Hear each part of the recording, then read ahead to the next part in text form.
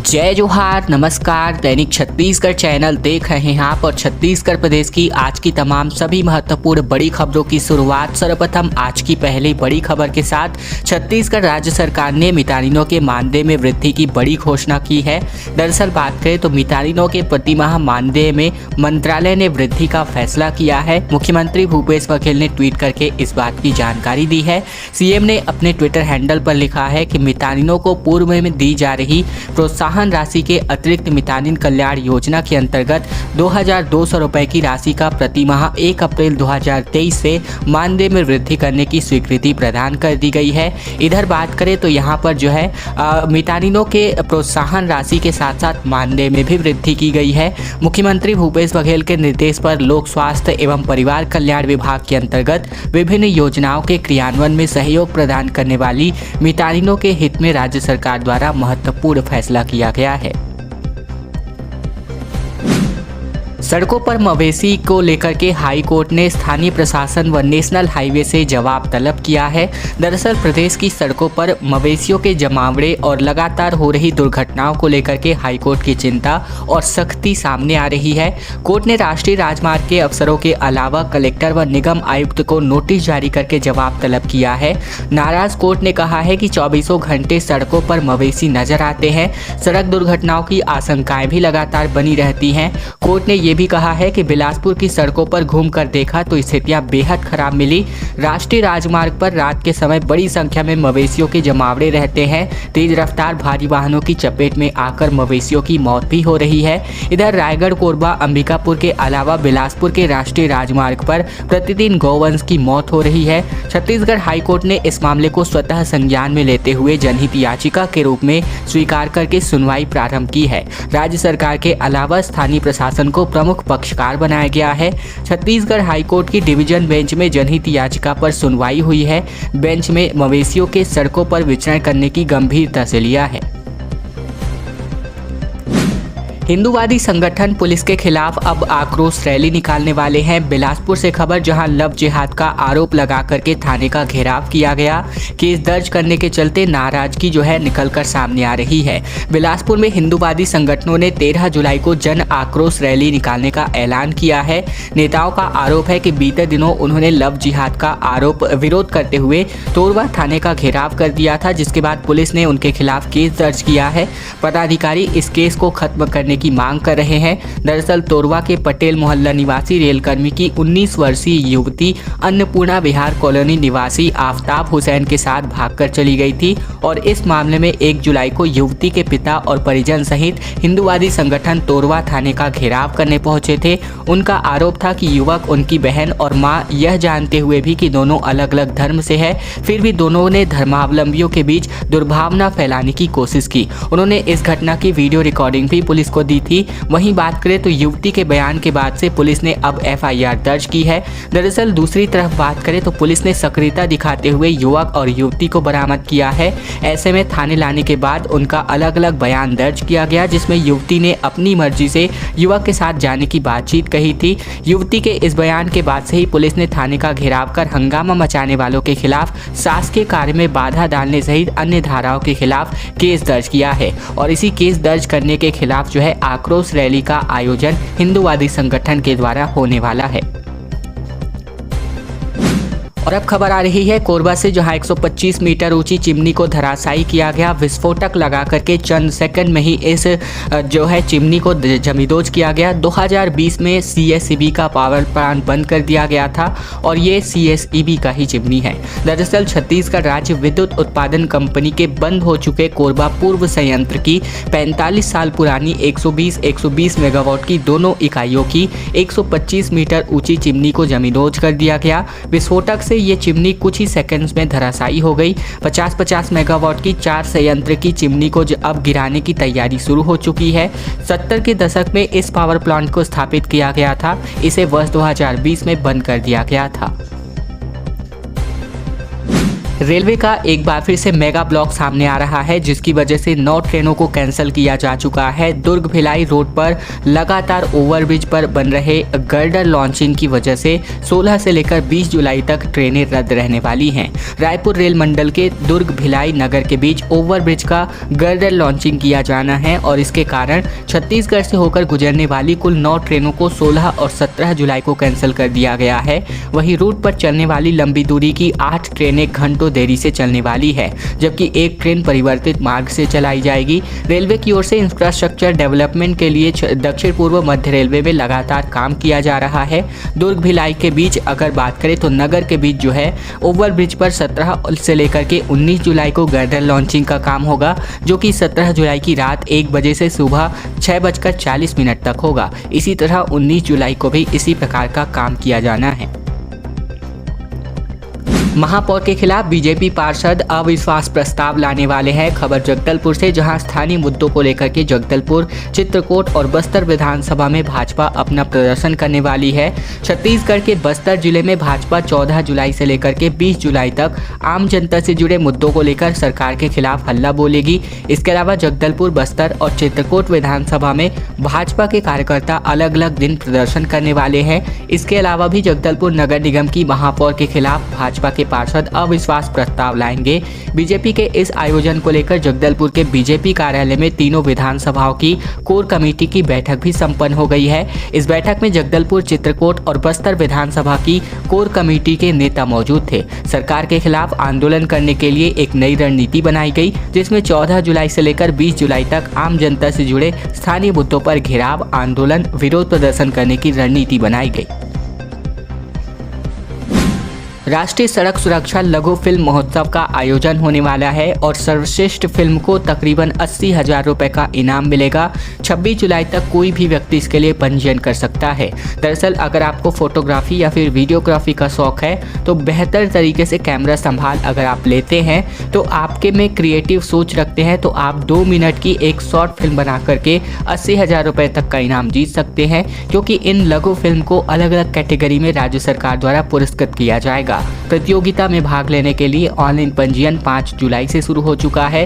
अंतिम तिथि 26 जुलाई तक निर्धारित है। फिल्म की अवधि 2 मिनट निर्धारित की गई है। मूल फिल्म पूर्ण तरह HD पर आधारित होगी। और इसके अलावा बात करें तो अब छत्तीसगढ़ पुलिस द्वारा सड़क सुरक्षा अभियान चलाया जा रहा है और ऐसे में इसके अंतर्गत शॉर्ट फिल्म के जरिए भी जन जागरूकता के प्रयास किए जाएंगे।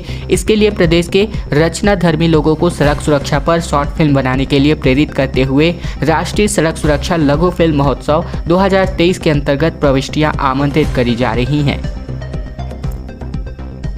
सीधी भर्ती को लेकर के अब छत्तीसगढ़ शासन वित्त विभाग ने एक बड़ा फैसला किया है। कोई भी पदों के स्वीकृति से पहले अब अनुमति वित्त प्रशासन से लेनी होगी, जो पहले मैंडेटरी नहीं की गई थी। दरअसल नई सीधी भर्ती को लेकर अब वित्त विभाग से निर्देश जारी किया गया है। विभाग ने आदेशित किया है कि भर्ती के पहले वित्त विभाग की अनुमति लेनी अनिवार्य होगी। निर्देश में भी ये भी कहा गया है कि राज्य शासन द्वारा इन विषयों पर चर्चा करने के बाद ये निर्णय लिया गया है कि लोक सेवा आयोग के माध्यम से होने वाली सीधी भर्तियों और पदों की नियुक्ति को छोड़कर के बाकी सभी शेष भर्तियों पर पहले विभागों से अनुमति लेनी होगी।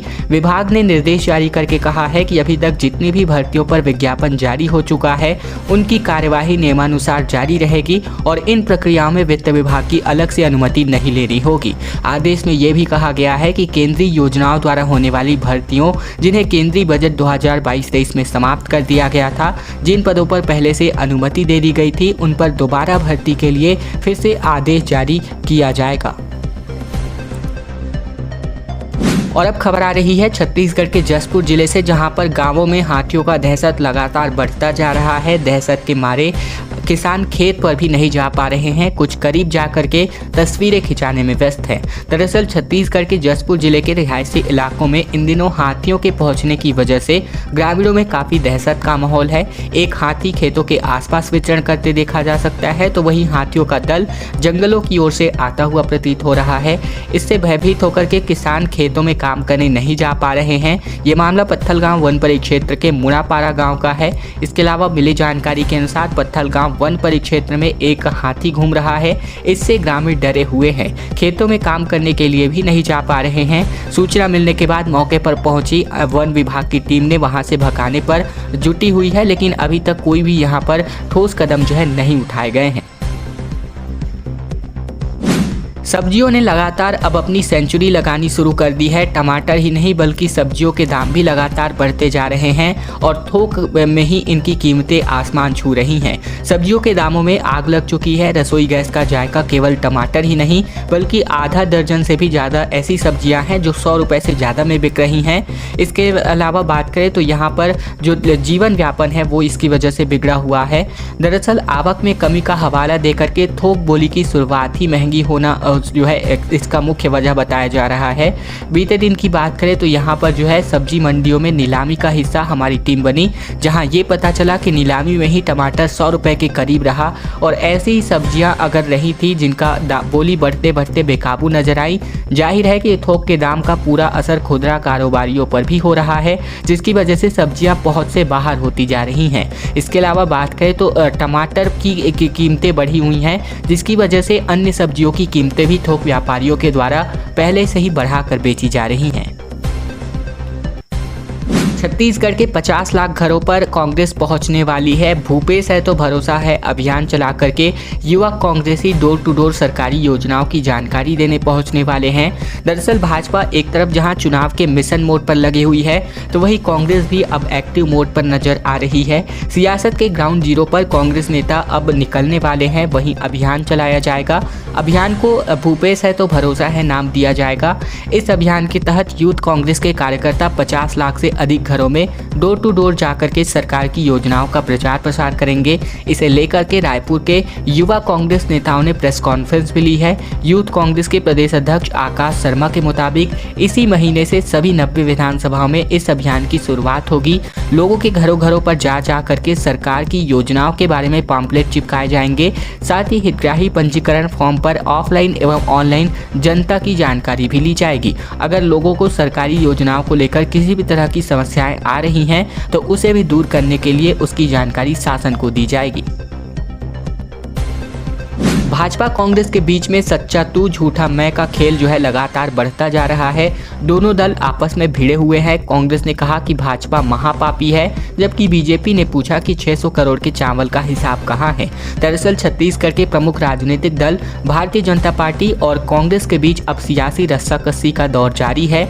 अब हर दिनों दोनों ही दल प्रेस कॉन्फ्रेंस लेकर के एक दूसरे को सच्चा तू झूठा बता रहे हैं। ऐसे में ये खेल अब लगातार बढ़ता जा रहा है। दोनों ही दलों की ओर से बयानबाजी तेज है। आरोप बड़े होते जा रहे हैं और कोशिशें होती जा रही हैं कि वोटर को अपने अपने पक्ष में रिझाने की। ऐसे में बीते दिन भी कुछ ऐसा ही माहौल रहा। भारतीय जनता पार्टी ने पीडीएस के चावल को लेकर के बातचीत की। इसके भी पहले लगातार भाजपा शनिवार रविवार से ही शराब घोटाले, धान खरीदी जैसे मसलों पर कांग्रेस को हावी घेर रही थी। ऐसे में बात करें तो जवाब में जो है अब कांग्रेस की नेताओं की टीम सामने आई है। रमन सरकार के वक्त के दावे और वादों की लिस्ट लेकर के यहाँ पर कांग्रेस पहुंचे और इन नेताओं ने प्रेस कॉन्फ्रेंस करते हुए शराबबंदी, धान खरीदी, ईडी की कार्यवाही जैसे मामलों पर एक के बाद एक भारतीय जनता पार्टी पर हमला किए। दोनों ही दलों ने अपने अपने दावे किए हैं। 3 मंजिला बिल्डिंग के गिरने की जांच अब लगातार आगे बढ़ती जा रही है। पहले दिन 5 घंटे तक मलबा हटाने की कोशिश जारी रही। ईई यहां पर गायब रहे और जांच के बाद यहां पर जवाबदेही तय की जानी है। दरअसल बिलासपुर में नाले की खुदाई के चलते 3 मंजिला बिल्डिंग गिरने के मामले में अब जांच के बाद जिम्मेदार अफसर और ठेकेदार की जवाबदेही तय करने का दावा किया जा रहा है। बीते दिन बात करें तो 5 सदस्यीय कमेटी ने जाँच शुरू की। हालांकि पहले दिन अफसर मौके पर पहुंचकर 5 घंटे तक मलबा हटाने में ही व्यस्त रहे। इसके चलते अभी तक तकनीकी जांच शुरू नहीं हो पाई थी। इस दौरान बिल्डिंग गिरने के लिए जिम्मेदार ईई प्रवीण शुक्ला मौके से पूरी तरीके से गायब रहे। मंगला चौक में स्मार्ट सिटी के तहत नाला बनाया जा रहा है और स्मार्ट सिटी के एमडी कुरान दुदावत ने फंड से होने वाले इस निर्माण की मॉनिटरिंग करने की जिम्मेदारी जोन के ईई प्रवीण शुक्ला को दी थी और इसके बावजूद उन्होंने लापरवाही बरती। ठेकेदार कोमल सिंह ठाकुर के इस कामकाज को नजरअंदाज कर मनमानी करने की छूट दे दी गई। नतीजा ये हुआ कि शनिवार की सुबह नाले के लिए की गई खुदाई की वजह से 3 मंजिला बिल्डिंग पूरी तरीके से धराशायी हो गई। दुकान संचालक ने भी इसके लिए निगम की ईई और ठेकेदार को जिम्मेदार ठहराया है। और अब खबर नक्सलगढ़ से, जहां पर पुलिस जो है कारनामे पे कारनामे करती नजर आ रही है। लगातार जो है 2 दिनों तक ऑपरेशन अभियान चलाया गया और इसके अंतर्गत नक्सलियों को खदेड़ा जा रहा है। दरअसल नक्सल प्रभावित सुकमा जिले के पुलिस को बड़ी सफलता मिली है। पुलिस ने नक्सलियों के गढ़ में 48 घंटे तक संयुक्त नक्सल विरोधी अभियान चलाया। इस अभियान में 201 वाहन कोबरा और जिला दंतेवाड़ा की डीआरजी बलों ने संचालित किया। इसके अलावा बात करें तो सर्चिंग के दौरान सीमेल की पहाड़ी में पुलिस और नक्सली के बीच मुठभेड़ भी हुई, जिसमें मौके पर मौजूद पुलिस बल ने 2 बड़े नक्सली कैंप ध्वस्त किए हैं। इसके बाद नक्सली भी वहां से भाग निकले। इस मुठभेड़ में भारी मात्रा में नक्सल सामग्री भी बरामद की गई है। खैर दोस्तों, आज की खबरों का सिलसिला बस यही तक का था। अगर आपको यह वीडियो पसंद आए तो वीडियो को लाइक कीजिएगा। चैनल पर नए हैं तो चैनल को भी जरूर से सब्सक्राइब कर लीजिएगा, ताकि प्रतिदिन की महत्वपूर्ण खबरें, छत्तीसगढ़ समाचार रोजाना हम आप तक बिना किसी रुकावट पहुंचा सकें।